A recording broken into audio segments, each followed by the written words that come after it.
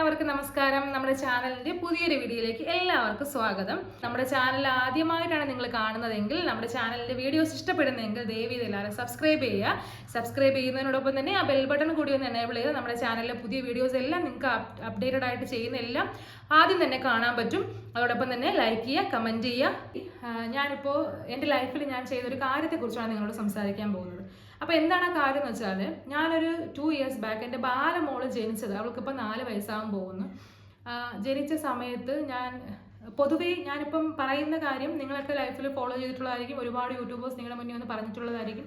പക്ഷേ ഇതെന്ന് പറയുന്നത് എൻ്റെ പേഴ്സണൽ ആയിട്ടുള്ള ഒരു എക്സ്പീരിയൻസ് ആണ് ഞാൻ പറയുന്നത്, അല്ലെങ്കിൽ എൻ്റെ ജീവിതത്തിൻ്റെ ഒരു ഭാഗമാണ് ഞാൻ നിങ്ങളോട് ഷെയർ ചെയ്യാൻ പോകുന്നത്.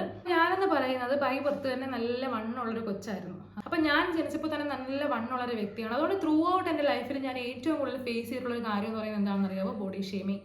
അപ്പോൾ ഇപ്പം ഇപ്പോഴത്തെ തലമുറയ്ക്ക് ബോഡി ഷേമിങ് ഒക്കെ എന്താണെന്ന് തിരിച്ചറിയാനുള്ള കഴിവെങ്കിലും ഉണ്ട്. എൻ്റെ കുഞ്ഞുകാലത്ത് ഇത് ബോഡി ഷേമിങ് ആണെന്ന് കൂടി എനിക്കറിയില്ലായിരുന്നു. പല വാക്കുകൾ ഉപയോഗിച്ച് ആൾക്കാർ നമ്മുടെ ശരീരത്തിനെ ആക്ഷേപിക്കുമായിരുന്നു.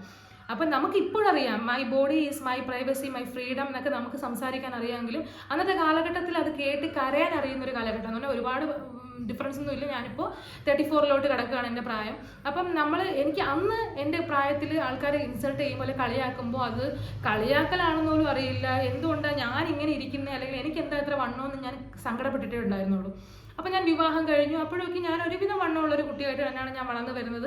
പക്ഷെ ഞാൻ നന്നായിട്ടെന്ന് പറഞ്ഞാൽ ഭയങ്കരമായൊരു തീറ്റയൊന്നുമല്ല. നമ്മളൊരു മനുഷ്യർ ഞാൻ എപ്പോഴും കൊതിക്കുമായിരുന്നു, എനിക്ക് ദൈവമൊക്കെ പ്രത്യക്ഷപ്പെട്ട് എന്ത് വരം വേണമെന്ന് ചോദിച്ചാൽ ഞാൻ പറയും എന്ത് കഴിച്ചാലും മെലിഞ്ഞിരിക്കുന്ന ഒരാളാവണം, എനിക്ക് ഒന്നും വേണ്ട, എത്ര ഫുഡ് കഴിച്ചാലും മെലിഞ്ഞിരിക്കുന്ന ഒരാളായിട്ട് എനിക്ക് ജീവിക്കണം. അപ്പം നമ്മൾ മെലിഞ്ഞിരുന്നാലും ബോഡി ഷേമിങ് ചെയ്യും, വണ്ണം വെച്ചാലും ബോഡി ഷേമിങ് ചെയ്യും കേട്ടോ ആൾക്കാർ. ഭയങ്കര സങ്കടമായിരുന്നു ഈ നാശം, വണ്ണം എങ്ങനെയും കുറയ്ക്കണം.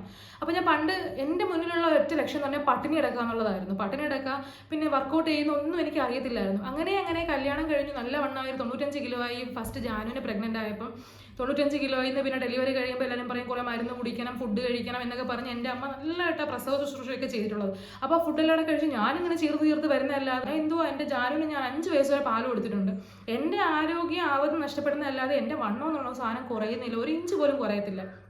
അപ്പോൾ പുറത്ത് നിന്ന് കാണുന്നവർ എന്താ പറയും, നല്ല റേഷൻ കടയാണല്ലോ, അല്ലെങ്കിൽ നല്ല പുള്ളിങ് ആണല്ലോ, ഭയങ്കരമായിട്ടുള്ള ഇൻസൾട്ടുകൾ ഞാൻ കേട്ടിട്ടുണ്ട് കേട്ടോ. ഞാനതൊക്കെ പറയാൻ വഴി. അപ്പം എൻ്റെ ചിന്ത അങ്ങനെയൊക്കെ കുറയുമായിരിക്കും, ഇങ്ങനെ കുറയുമായിരിക്കും എന്ന് പറഞ്ഞിരിക്കുക. പക്ഷേ കുറയുന്നില്ല. അങ്ങനെ എൻ്റെ ജാനുവിനൊരു 4 വയസ്സായപ്പോൾ എന്നെ എന്തോ പറഞ്ഞ് ഇങ്ങനെ ഇൻസൾട്ട് ചെയ്തു. അങ്ങനെ വിഷമം തോന്നി. അന്ന് ഞാൻ കുറച്ച് വണ്ണം കുറച്ച് എല്ലാമൊക്കെ റെഡിയായി. 2ാമത് ബാലുവിനെ പ്രഗ്നൻ്റ് ആയി. അപ്പോൾ ഒബ്വിയസ്ലി എന്ത് ചെയ്യും, വീണ്ടും ഫുഡെല്ലാം കഴിച്ച് വണ്ണം കൂടി പണ്ടത്തെ എൻ്റെ പിന്നത്തെ വണ്ണമായിട്ടങ്ങ് ഞാൻ മാറി. എന്ന് പറയുമ്പോൾ വീണ്ടും ഒരു 96 കിലോ ആയി ഞാൻ മാറി. അതൊന്ന് പറയുന്ന ഒരു ആഞ്ഞ സൈസായിരുന്നു കേട്ടോ. എനിക്ക് തന്നെ വയ്യായികയായി, കാരണം 2 ഡെലിവറിയും കഴിഞ്ഞു, മുട്ടിന് വേദനയായി, ശ്വാസം മുട്ട് കണക്കായി. അങ്ങനെയൊക്കെ ആയപ്പോൾ ഞാൻ എന്ത് ചെയ്തു, സെക്കൻഡ് ഡെലിവറി ഞാൻ അതിന് മുന്നേ വണ്ണം കുറച്ചപ്പോഴത്തേക്കും എന്നെ ഏറ്റവും കൂടുതൽ എന്താണ് ഈ വെയിറ്റ് ലോസ് എന്നോ വർക്കൗട്ട് എന്താണ് ഡയറ്റ് എന്താണെന്നൊക്കെ പറഞ്ഞ് മനസ്സിലാക്കി തന്ന് സഹായിച്ചാണ് ഈ ആര്യ ബാലകൃഷ്ണൻ്റെ ചാനൽ എന്ന് പറയുന്നത് കേട്ടോ. ഇപ്പോഴും ഞാൻ ഇന്ന് രാവിലെയും കൂടി ഞാൻ അതെടുത്ത് കണ്ടുള്ള ഒരു മോട്ടിവേഷന് വേണ്ടി, പുള്ളിക്കാരി എനിക്ക് ഭയങ്കര മോട്ടിവേഷനാണ്. സൂംബ ചെയ്തിട്ടാണ് ഞാൻ ആദ്യം വണ്ണം കുറയ്ക്കുന്നത്, പിന്നെ ഡയറ്റ് ചെയ്തിട്ട് വണ്ണം. ഇതെല്ലാം ആര്യ ബാലകൃഷ്ണൻ എന്ന് പറയുന്ന ഒരു വ്യക്തി എന്നെ ഭയങ്കരമായിട്ട് ഹെൽപ്പ് ചെയ്തിട്ടുണ്ട്. ഞാൻ വേറെ ഒരു ചാനലും നോക്കത്തില്ല, ഈ പുള്ളിക്കാരുടെ ഒരൊറ്റ ചാനലേ നോക്കുള്ളൂ. അതുകൊണ്ട് ഞാൻ ഈ വീഡിയോയിലോടുകൂടി ഞാൻ താങ്ക്സ് പറയുകയാണ് കേട്ടോ. അങ്ങനെ അന്ന് വണ്ണം കുറച്ച് ഫസ്റ്റ് വണ്ണം കുറയ്ക്കുന്ന സ്റ്റേജ് ജാനുവിന് ഒരു 4 വയസ്സുള്ളപ്പോഴായിരുന്നു. പിന്നെ ജാനുവിന് 5 വയസ്സ് കഴിഞ്ഞപ്പോൾ ഞാൻ പ്രഗ്നൻ്റ് ആയി, ബാലമോളായി. അന്ന് ഞാൻ കേട്ടിട്ടുണ്ട്, ഈ ആര്യ ബാലകൃഷ്ണൻ പറഞ്ഞ് ഞാൻ കേട്ടിട്ടുണ്ട്, ഡെലിവറി കഴിഞ്ഞ ഉടനെ നമ്മൾ കുറയ്ക്കുകയാണെങ്കിൽ വെയിറ്റ് ലോസ് എളുപ്പമാണെന്ന് കേട്ടിട്ടുണ്ട്. ഞാൻ എന്തോ ചെയ്തു, ബാലമോളെ ഡെലിവറി കഴിഞ്ഞ് 90 ആയപ്പോൾ ഞാൻ വർക്കൗട്ട് സ്റ്റാർട്ട് ചെയ്ത് തുടങ്ങി. നമ്മൾ ലെഗ് റൈസ് ഒക്കെ ചെയ്യുമ്പോൾ ആദ്യം 2 ചെയ്തിട്ട് ഞാൻ മല കിടക്കുമായിരുന്നു, പറ്റത്തില്ലായിരുന്നു. ഞാൻ 15 മിനിറ്റ് വർക്കൗട്ട് ചെയ്ത് തുടങ്ങി. അന്നൊക്കെ ഞാൻ വൈകിട്ട് മുറ്റം തൂക്കുന്നതൊക്കെ ഞാൻ ചെയ്യുമായിരുന്നു. വെച്ചാൽ നടുവേദനയാണ്, എന്നാലും അത്രയും കാലറി ബേൺ ചെയ്യുക. എൻ്റെ ലക്ഷ്യം എന്ന് പറഞ്ഞാൽ വണ്ണം കുറയ്ക്കുക. ഈ വണ്ണം കുറയ്ക്കാനുള്ള 2ാമത്തെ ഡെലിവറി കഴിഞ്ഞിട്ടുള്ള ഇൻസ്പിറേഷൻ എന്ന് പറയുന്നത് ഒരു റിലേറ്റീവിൻ്റെ വീട്ടിൽ പോയി കേട്ടോ. വീട്ടിൽ പോയപ്പോഴത്തേക്കും ഞാനും ഉണ്ട്, മഞ്ഞയുണ്ട്. അപ്പോൾ അവൾ സ്വതവേ ശരീരപ്രകൃതം മെലിഞ്ഞിട്ടാണ്. അവളെ മെലിഞ്ഞെന്ന് പറഞ്ഞാൽ അവൾ അങ്ങനെയാണ്. ഇപ്പം ഞാൻ തടിച്ചെന്ന് പറഞ്ഞാൽ ഞാൻ ഇങ്ങനെയാണ്. അപ്പോൾ ഇവളെ എന്നോട് കണ്ടപ്പോൾ, എടി നിന്റെ വീട്ടിൽ ഉണ്ടാക്കുന്നതെല്ലാം നീ തന്നെയാണോ, പിന്നെ നീ കൊച്ചിനൊന്നും കൊടുക്കാറില്ലേ, ഇത്തവണ ഉത്സവത്തിന് ആനയ്ക്ക് വേറെങ്ങും പോകണ്ടല്ലോ, നീ തന്നെ ഉണ്ടല്ലോ എന്ന് പറഞ്ഞാട്ടോ. സത്യം പറഞ്ഞാൽ എനിക്കിപ്പോൾ അത് പറയുമ്പോൾ പോലും എൻ്റെ കണ്ണ് നിറയും. എന്ന് വെച്ചാൽ ഒരു ബോഡി ഷേപ്പിങ്ങിൻ്റെ ഒരു എക്സ്ട്രീം ലെവലായിരുന്നു അന്ന് ഞാൻ ഫേസ് ചെയ്തതെന്ന് പറഞ്ഞാൽ. എന്ന് വെച്ചാലേ നമ്മൾ ആൾക്കാരെ കളിയാക്കാം, ബോഡി ഷേപ്പിങ് ചെയ്യാം. എന്തുകൊണ്ട് ഞാൻ ഇങ്ങനെ ഇരിക്കുന്നു, അല്ലെങ്കിൽ ഞാൻ എന്തുകൊണ്ട് ഇങ്ങനെ വണ്ണം വെച്ചു എന്നുള്ളത് എനിക്ക് മാത്രം അറിയാവുന്നൊരു കാര്യമാണ്. അല്ലെങ്കിൽ ഞാൻ എന്തുകൊണ്ട്, അല്ലെങ്കിൽ വേറൊരാൾ എന്തുകൊണ്ട് മെലിഞ്ഞിരിക്കുന്നത് അവർക്ക് മാത്രമേ അറിയാവുള്ളൂ. ഇതിൽ ഫുഡ് കഴിക്കാത്തതുകൊണ്ടല്ല, അല്ലെങ്കിൽ ഫുഡ് കഴിക്കുന്നതുകൊണ്ടല്ല, ബോഡിയിൽ ഒരുപാട് മാറ്റങ്ങൾ സംഭവിക്കും, അല്ലെങ്കിൽ ബോഡിയിൽ ഒരുപാട് ചേഞ്ചസ് ഉണ്ട് ഓരോ വ്യക്തിക്ക്. ഞാൻ 2 മക്കളുടെ അമ്മയാണ്. 2 പേരെ പ്രസവിച്ച എൻ്റെ ശരീരം 2 പേരെ പ്രസവിക്കും മുന്നേ വിവാഹ സമയത്തോ കുഞ്ഞായിരുന്നപ്പോഴോ ഉള്ള ശരീരമല്ല. എൻ്റെ ബോഡിയിൽ ഒരുപാട് മാറ്റങ്ങളുണ്ട്. ഇച്ചിരി ഇമോഷണൽ ആയി പോകും കേട്ടോ. കാരണം എന്ന് പറഞ്ഞാൽ അത് അങ്ങനൊരു ഇൻസൾട്ടായിരുന്നു. ചെറിയൊരു സങ്കടം വന്നു ഗൈസ്, പോട്ടെ. ഞാൻ ഭയങ്കര ഇമോഷണൽ ആയിട്ടുള്ള ഒരാളാണ്. ഞാൻ അങ്ങനെ അവിടെ നിന്ന് വെയിറ്റ് ലോസ് ചെയ്യാൻ തീരുമാനിച്ച് മെനക്കെട്ടിറങ്ങി. 96 കിലോ, ഒരു വലിയൊരു ഫിഗറാണ് ഞാൻ. നല്ല ശ്വാസം മുട്ട്, വയറ്, സിസേറിയനായിരുന്നു രണ്ടെണ്ണം. അപ്പോൾ 90 തുടങ്ങുക, സ്ട്രെച്ച് ചെയ്യുന്നതിൻ്റെ പെയിൻ, വേറെ ഒന്നും എനിക്ക് അറിയില്ല. അപ്പം ഞാൻ ഈ ആര്യ ബാലകൃഷ്ണനും അതുപോലെ തന്നെ വേറെ കുറേ ആൾക്കാർ, തുളസി എന്ന് പറഞ്ഞിട്ട് ഒരു യൂട്യൂബർ ഇല്ലേ, പേര് ഞാൻ മറന്നുപോയി, പുള്ളിക്കാരി നല്ലതായിട്ട് ഡയറ്റൊക്കെ കാര്യങ്ങളൊക്കെ പറഞ്ഞുതരും. അങ്ങനെ അതും കാണുമായിരുന്നു. അങ്ങനെ ഞാൻ ചോറ് ഉപേക്ഷിച്ച് ഒരു വർഷം ഞാൻ നല്ലതായിട്ട് കഷ്ടപ്പെട്ടു. 15 മിനിറ്റ് തുടങ്ങിയ എൻ്റെ വർക്കൗട്ട് ഞാൻ 2 മണിക്കൂർ വരെ ഡെയിലി ചെയ്തു. അതിനിടയ്ക്ക് കൊറോണ വന്നു, എനിക്ക് വന്നു, മക്കൾക്ക് വന്നു, അമ്മയ്ക്ക് വന്നു. അതൊക്കെ തരണം ചെയ്ത് എല്ലാം വർക്കൗട്ട് ചെയ്തു. ഞാൻ വണ്ണം കുറച്ച് 58 കിലോ ആയി. എന്ന് പറഞ്ഞാൽ എന്നെ കണ്ട ആൾക്കാർ തിരിച്ചറിയില്ല. ഒരു വൃത്തികെട്ട വണ്ണം കുറയുന്നതല്ല, എന്ന് വെച്ചാൽ മെലിഞ്ഞൊട്ടി അസ്ഥിപഞ്ചരം അങ്ങനെയൊന്നും അല്ല. കറക്റ്റ് എങ്ങനെയാണോ വെയിറ്റ് ലോസ് ഓരോരുത്തർ തിയററ്റിക്കലി പറയുന്നത് അതെല്ലാം കേട്ട് പഠിച്ച് ഞാൻ വണ്ണം കുറച്ച് 58 കിലോ ആയി. ഈ 58 കിലോ എൻ്റെ ശരീരം എന്ന് പറയുന്നത് ഒരു വൃത്തികെട്ട ശരീരമാണ്. ഞാൻ എന്നെ തന്നെ ഡിഗ്രേഡ് ചെയ്യില്ല. എന്ന് വെച്ചാൽ ഒരു ബിരിയാണി തിന്നാൽ മതി എനിക്ക് 2 കിലോ കൂടാൻ, അങ്ങനെ ഒരു ശരീരമാണ്. അപ്പം എനിക്കത് ആരും, എന്നാൽ 3 ബിരിയാണി തിന്നുന്ന ആൾക്കാർ ചിലപ്പോൾ മെലിഞ്ഞിരിക്കുന്നുണ്ടാവും. എനിക്കത് ആരും പറഞ്ഞ് മനസ്സിലാക്കിയാൽ പറ്റത്തില്ല. എല്ലാവരും പറയില്ലേ പച്ചവെള്ളം കുടിച്ചാലും വണ്ണം വയ്ക്കുമെന്ന്. ഇതെനിക്ക് പട്ടിണി இருந்தாലും ഞാൻ വണ്ണം വയ്ക്കും, അങ്ങനത്തെ ഒരാളാണ് ഞാൻ. അപ്പം അത് നമുക്ക് ആരും പറഞ്ഞ് ബോധ്യപ്പെടുത്തേണ്ട കാര്യമൊന്നുമില്ല. അങ്ങനെ വണ്ണം കുറച്ചു. പിന്നെ ഇപ്പം ഞാൻ ആ വണ്ണം വെയിറ്റ് ലോസ് ചെയ്ത ശേഷം ഇപ്പം 2-2.5 വർഷമായി. അതിനുശേഷം പിന്നെ വണ്ണം നല്ലതായിട്ട് മെലിഞ്ഞ് ചെയ്തപ്പോൾ എല്ലാവരും പറഞ്ഞു, അയ്യോ ഇതെന്ത് കോലം, അത് ഷുഗർ പിടിച്ച ആ ചെറുക്കനെ കൂടെ പറയിപ്പിക്കാനായിട്ട് എന്തോ ശരീരം, ഇത് കൊള്ളൂല, വകയ്ക്കൊള്ളത്തില്ല. അങ്ങനെ പൊക്കോണ്ടിരിക്കുക. അങ്ങനെ കോളേജിൽ പോകുന്നു, കാലങ്ങൾ കഴിയുന്നു. 1 വർഷം കഴിഞ്ഞപ്പോഴത്തേക്ക് പയ്യെ വെയിറ്റ് കൂടാൻ തുടങ്ങി. എന്ന് വെച്ചാൽ വർക്കൗട്ട് ചെയ്യുന്നുണ്ട്, ഡയറ്റ് എല്ലാം നോക്കുന്നുണ്ട്, പക്ഷേ വെയിറ്റ് ബാലൻസ് ചെയ്ത് പോകുന്നില്ല. അപ്പം ഞാൻ ഈ പ്രഗ്നൻസി ഫുള്ള് തൈറോയിഡുള്ള ആളാണ്. പക്ഷേ പ്രഗ്നൻസി കഴിയുമ്പോൾ തൈറോയിഡ് അങ്ങ് മാറും. പിന്നെ ഞാനത് ചെക്ക് ചെയ്തിട്ടുമില്ല.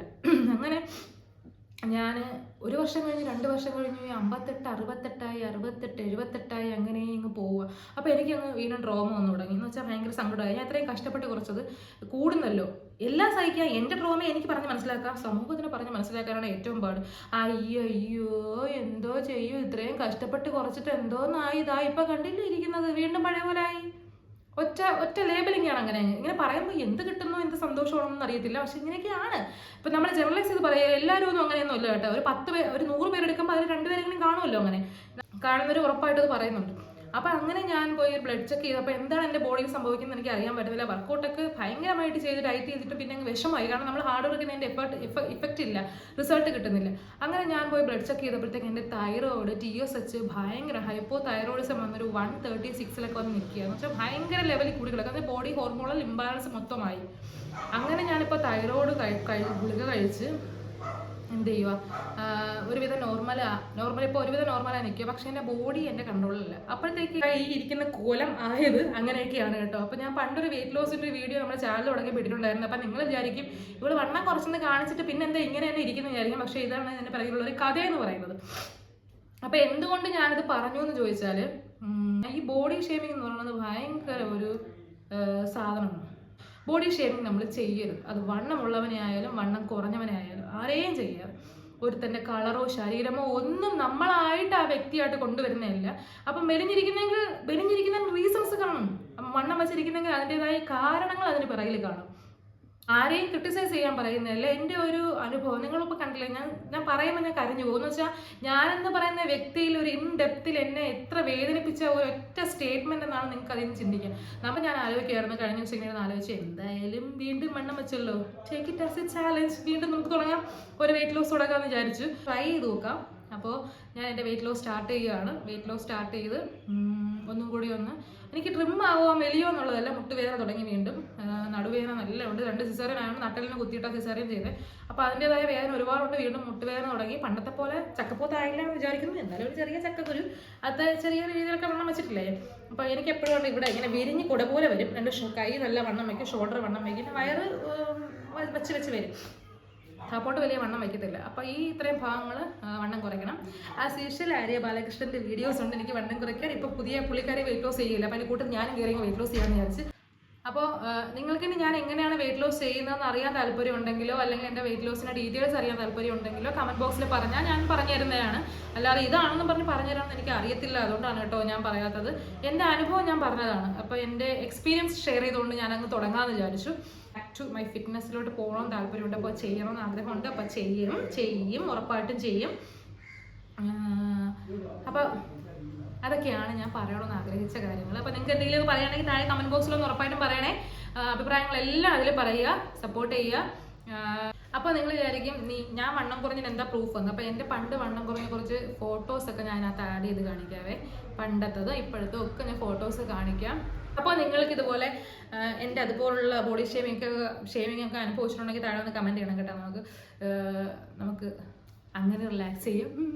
ഞാനും പോയി ഓരോ യൂട്യൂബ് ചാനൽ, ആര്യ ബാലകൃഷ്ണൻ്റെ ചാനലിലൊക്കെ ഞാൻ പോയിട്ടുണ്ട്. ഹായ് മാം അങ്ങനെ ഇങ്ങനെയൊക്കെ പറഞ്ഞ് ഞാൻ പോയി കമൻറ്റൊക്കെ ഇട്ട് കരഞ്ഞിട്ടൊക്കെ ഉണ്ട്. പിന്നെ പോയി കമൻറ്റ് ഇട്ടത് കുറഞ്ഞു എന്ന് പറഞ്ഞിട്ടുണ്ട്, എനിക്ക് തംസപ്പ് ഒക്കെ കിട്ടിയിട്ടുണ്ട്. അപ്പോൾ അതൊക്കെ ഒരു സന്തോഷമല്ലേ. അപ്പോൾ നമുക്ക് ഷെയർ ചെയ്ത് നമുക്ക് വളരാം. ഓക്കെ, അപ്പോൾ അത്രയേ ഉള്ളൂ നമ്മുടെ ഇന്നത്തെ വീഡിയോ. ഇഷ്ടപ്പെട്ടെങ്കിൽ എല്ലാവരും അഭിപ്രായങ്ങൾ പറയുക, ലൈക്ക് ചെയ്യുക, സബ്സ്ക്രൈബ് ചെയ്യുക, ഷെയർ ചെയ്യുക. ടാറ്റാ.